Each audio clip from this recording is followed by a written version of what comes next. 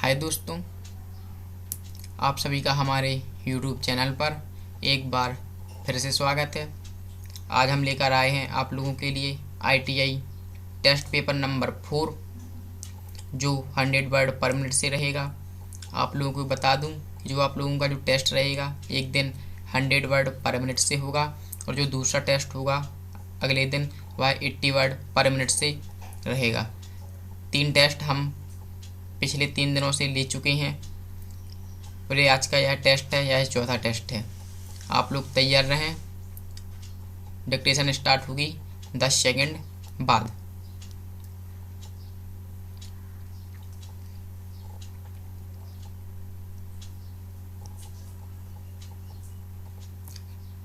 Ready start. माननीय सदस्य पूछते थे कि कौन सी असाधारण परिस्थिति आ गई थी जिसके कारण आपको नज़रबंदी बिल लाना पड़ा।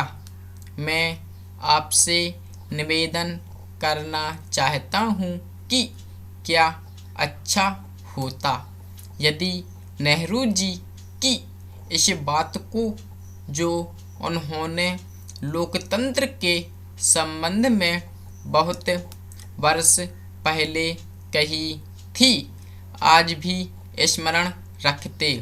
उन्होंने एक बार कहा था कि लोकतंत्र के संचालन और दायित्व निर्वाह में अगर किसी प्रधानमंत्री को बार बार पीछे मुड़कर देखना पड़े कि कोई छुरा तो नहीं भौंक रहा है, यह कोई अच्छी बात नहीं है।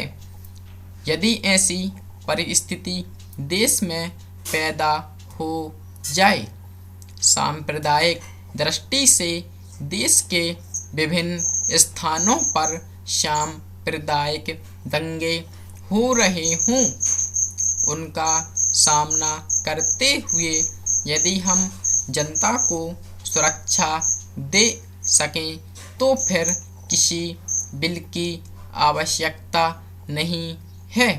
पैरा। देहात के जीवन में 2 प्रकार की चीज़ें थीं, एक तो जमींदारी प्रथा और दूसरे वे लोग थे जो रुपये का लेन देन करते थे। जमींदारी प्रथा समाप्त हुई, इससे लोगों को कुछ राहत मिली। जहाँ तक रुपये का लेन देन का प्रश्न है, पहले 25% तक ब्याज लिया जाता था, उसमें अब कुछ कमी अवश्य है, लेकिन कहीं कहीं तो अभी भी उतना ही ब्याज लिया जाता है जिससे कर्जा लेने वाला उनके चंगुल से नहीं निकल पाता। सरकार भी अब उचित दर पर कर्जा देने लगी है।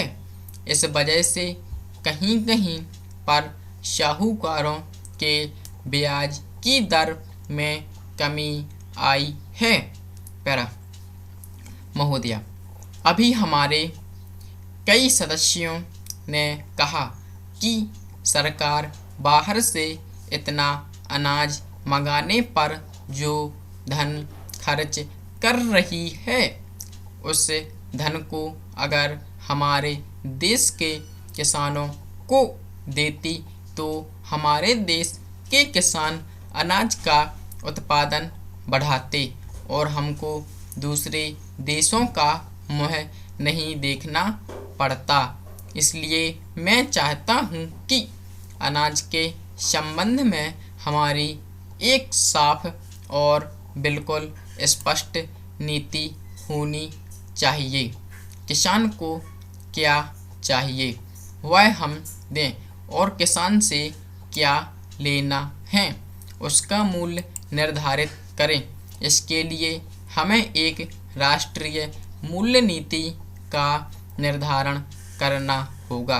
किसान का खर्च होता है अनाज उत्पादन करने में और उसको किस भाव पर दूसरी चीज़ें मिलती हैं, इन दोनों में तालमेल होना चाहिए।